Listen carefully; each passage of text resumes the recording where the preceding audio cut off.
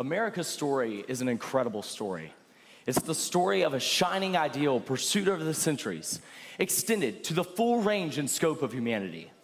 America was founded on the promise of God-given rights, chief among them the rights to life and liberty. Now, while America may have imperfectly fulfilled that promise, we always move forward toward the perfection of that promise. Over time, those unjustly omitted from the founding bargain were admitted and embraced, the American family group. Only one group was left behind. That group had once been the most prized possession of a great and moral people. Its children, the souls entrusted to us by the Creator, given to us with care and love. We built a country for our children.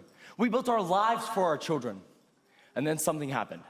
We as a country decided to erase them. We decided that the present was more important than the future. We decided that convenience was more important than basic decency. We decided that we could safely blot out millions of souls who could not protect themselves, still forever, voices that could not speak. We dehumanized the most human, the most innocent among us. We lied to ourselves, and then we built walls around that lie. We lied about the science. We falsified anti-scientific arguments about the origin of life. We pretended that human beings were not actually human beings. We pretended that human beings with DNA different from their fathers and mothers, human beings producing their own red blood cells by 12 weeks, their own fingerprints by week 8, their own developing eyes, legs, and hands by week 5, their own forming nervous systems by week 3. We pretended that these were not human beings, human lives at all, but disposable balls of meat. We fought to avoid looking directly at the ugly truth of what we had done. We had created euphemisms: termination of pregnancy, abortion, choice. What we were really engaging in was a mass killing of the unborn, of course.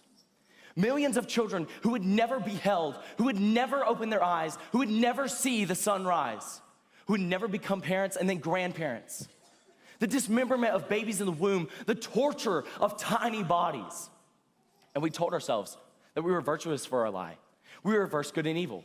We told ourselves that the killing had to continue because if it didn't, we'd be disadvantaging women or raising crime rate or imposing economic hardship. We told young women that abortion wasn't merely a choice. It was a valuable, worthwhile choice. We told them to shout their abortion, to be proud of participating in the killing of the unborn. We exercised those who stood for life. Governor Andrew Cuomo of New York said just a few years ago that those who are right to life, quote, have no place in the state of New York. Just this week, Canadian Prime Minister Justin Trudeau said that pro-lifers were not in line with, quote, where we are as a society. Well, you know, maybe they're right. Maybe we today here are not in line with society. We do live in a time when the Democratic Party has embraced abortion as a sacrament. And by the way, a time when many in the Republican Party spent years pledging to defund Planned Parenthood and then didn't do it when they were given the power to do so. We do live in a time when pro-life nations around the world are loosening their own restrictions on the killing of the unborn. So perhaps we are out of line with the rest of society, to which I say good. So are the abolitionists. So are the civil rights marchers. So are the martyrs in Rome and the Jews in Egypt. Righteousness doesn't have to be popular. It just has to be righteous. And so we march. We march for those who can't. The media will ignore us because they always do. They'll cover other marches. You know, the 5 people that show up tomorrow. They'll cover the marches they prefer politically. They bet that the tens of thousands of us who brave the cold every year to stand here with the souls of the future America will be forgotten. We will not be forgotten. Our children slaughtered over the decades, remember, and they look at us from above.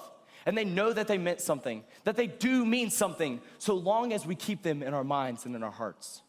Our children standing here today, the ones who are standing here with us, they will remember too, and they will march until they no longer have to march. Our children yet unborn will remember, and they will thank us in their prayers. And most of all, God, the God who built and preserves nations, who brings life and maintains it, who stands with those who suffer most at the hands of evil. He will remember us too. He will remember America, and he will bless her.